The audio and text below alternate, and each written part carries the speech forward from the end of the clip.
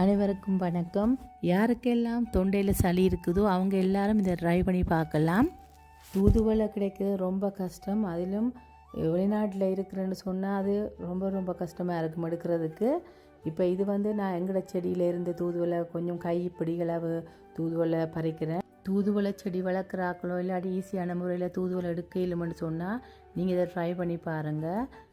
இப்போ பார்த்தீங்கன்னு சொன்னால் கைப்பிடி அளவு கொத்தமல்லி எடுத்துருக்கிறேன். அதோடு சேர்த்து கொஞ்சம் தூதுவளையும் நான் கைப்பிடி அளவு கொஞ்சம் போடுறேன். கொத்தமல்லி தூதுவளையோடு சேர்த்து ஒரு 15 மிளகையும் அதோடு சேர்க்குறேன்.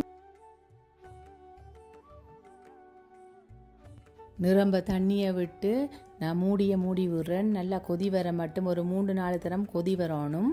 அது மட்டும் நான் மூடி விட்டுருக்குறேன். கொதி வந்த பிறகு அந்த தண்ணி கொஞ்சம் வற்றி இருக்கணும். அந்த வற்றினதோட எடுத்து நீங்கள் உங்களுக்கு தேவைக்கேற்ற அளவு நீங்கள் எடுத்து வடிகட்டி போட்டு குடிக்கலாம். இது நல்ல ஒரு வீட்டு மருத்துவம். சிறியோர்லேருந்து பெரியோர் மட்டும் இதை நீங்கள் ட்ரை பண்ணி பார்க்கலாம். ட்ரை பண்ணி பார்த்துட்டு எப்படி இருக்குன்னு கமெண்ட்ஸில் சொல்லுங்கள். ஓகே, பாய் பாய், நன்றி.